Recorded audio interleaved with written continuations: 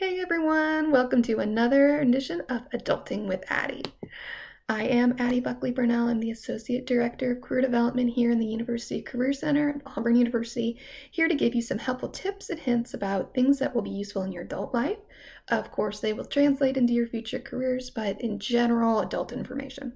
So first, we're going to talk today about checks. Now, checks may seem like this kind of antiquated element of our society. Pre-debit cards, pre-Venmo, PayPal, we had these lovely pieces of paper that we would write in exchange for services, in exchange for money. Now, these pieces of paper are something that we don't use nearly as often anymore, but you still need to know how to use them and why they can be helpful for you. So first off, most students I talk to are far more familiar about how to deposit a check than they are about how to write one. So I'm going to give you some tips about how to write one really quick and easy, but also why they can be beneficial. So when it comes to writing a check, very basic. There's some key elements that you will need to know.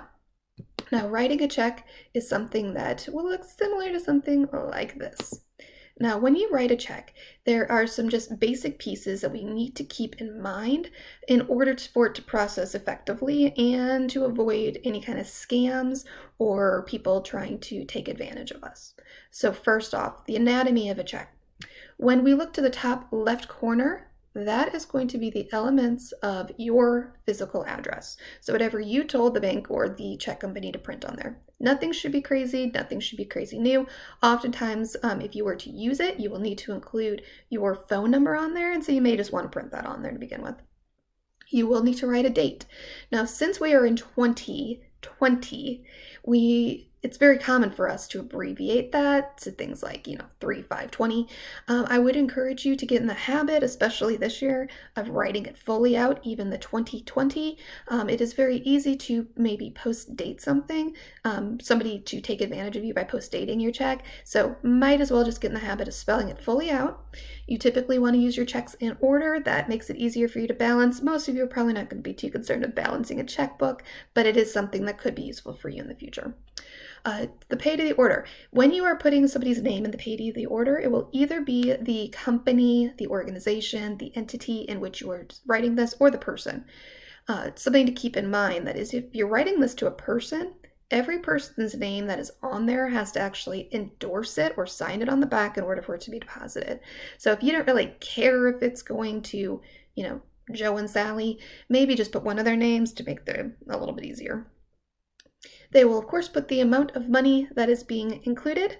Now, this part is important, but when it comes to a bank, they are actually trained to use this line to determine how much money is actually being written. That way, if there's an error, if somebody wrote sloppily, this line is really much more important. So make sure you're writing very clearly and indicating exactly what you are endorsing this to be. Having the full amount written out. So 51, typically there'll be a dash in there, and then the change.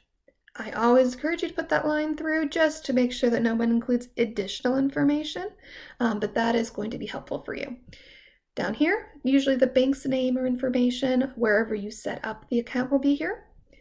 You will need to sign any check that you write to someone. Your signature is always going to be important, and this memo line is only for you. No one else really will look at this. This is for you to know what that money was going to.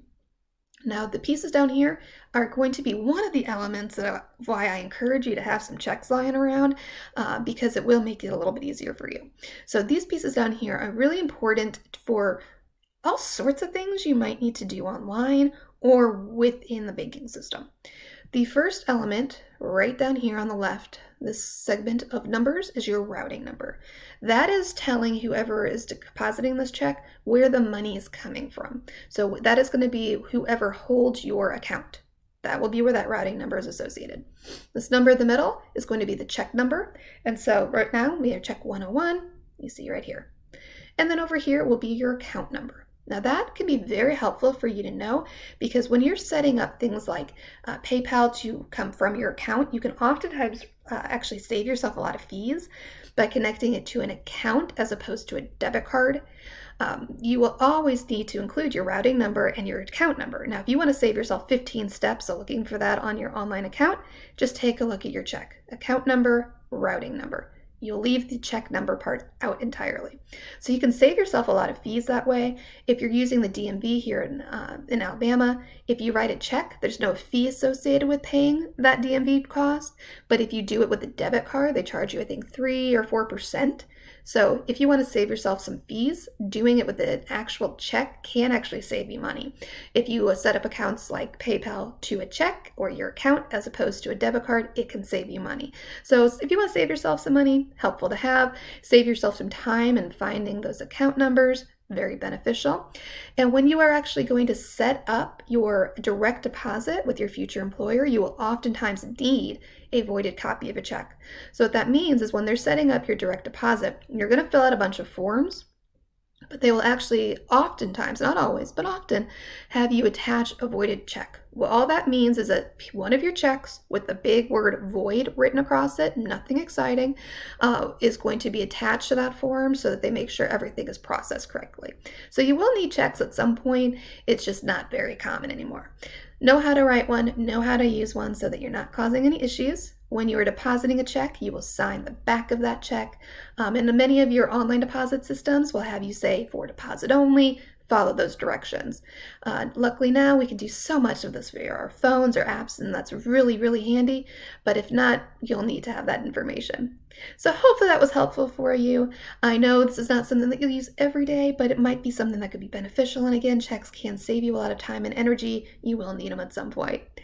Thanks for tuning in. Hope you have a wonderful rest of your day.